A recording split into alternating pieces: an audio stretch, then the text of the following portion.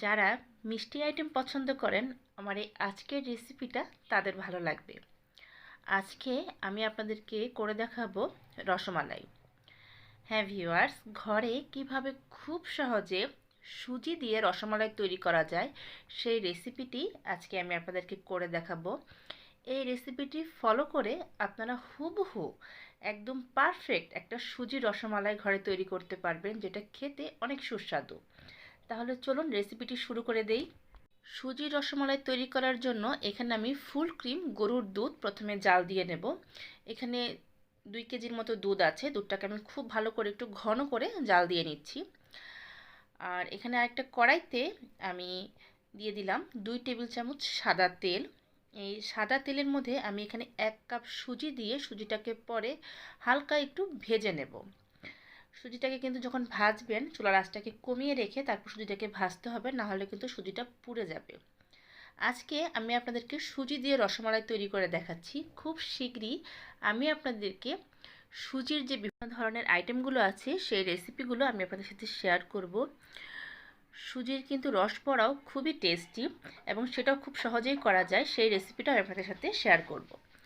দেখুন, আমি কিন্তু চুলার আঁচটাকে কমিয়ে রেখে সুজিটাকে হালকা ভেজে নিচ্ছি।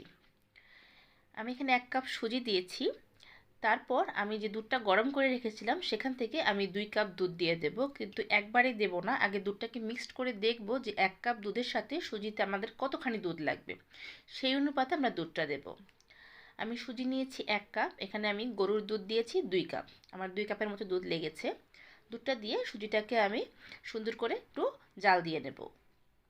আমার এই রেসিপিগুলো যদি আপনাদের ভালো লেগে থাকে তাহলে আমার চ্যানেলটা সাবস্ক্রাইব করে পাশে থাকা বেল আইকনটা বাজিয়ে দেবেন। আমি যখনই কোনো রেসিপি আপলোড করব আপনি সবার আগেই নোটিফিকেশন পেয়ে যাবেন। এবার সুজিটাকে আমি দুধের সাথে খুব ভালো করে মিক্সড করে নিচ্ছি। দেখুন, অনেকটা আমরা হালুয়ার যেভাবে করি ঠিক সেইভাবেই করে নেবেন। একদম শুকনো হয়ে যাবে জিনিসটা, কিন্তু কোনো গ্রেভি থাকবে না।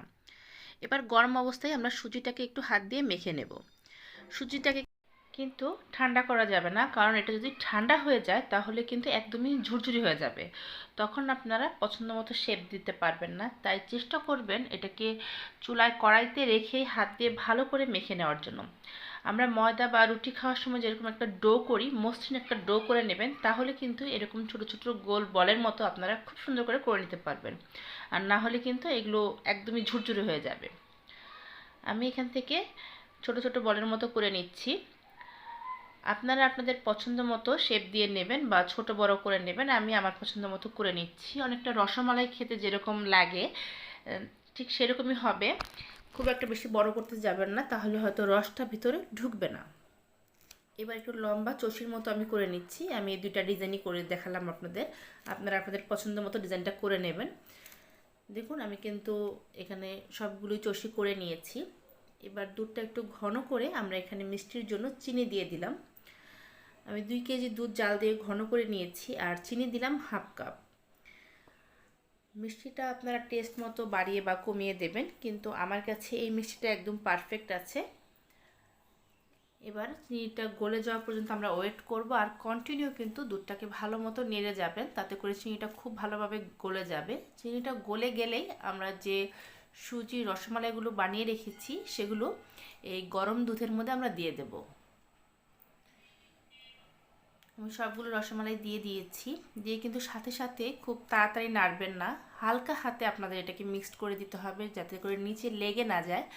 আর ঘন ঘন নাড়তে যাবেন না, সেই ক্ষেত্রে কিন্তু একদমই ভেঙে যাবে জিনিসটা। চালের গুঁড়া দিয়েও কিন্তু এভাবে রসমালাই করা যায়, আতপ চালের গুঁড়া দিয়ে। সেই রেসিপিটাও আমি আপনাদের সাথে খুব শীঘ্রই শেয়ার করব। শীতের দিনে এরকম রসমালাই বানালে কিন্তু ভালোই লাগে। আর যেহেতু সুজি দিয়ে বানিয়েছি, এটা কিন্তু আপনার গরম অবস্থাতে যেরকম নরম থাকবে, আবার ঠান্ডা হয়ে গেলেও কিন্তু ঠিক এরকমই নরম থাকবে। হয়ে গেছে, আমি প্লেটে সার্ভিং ডিশে সার্ভ করে নিয়েছি।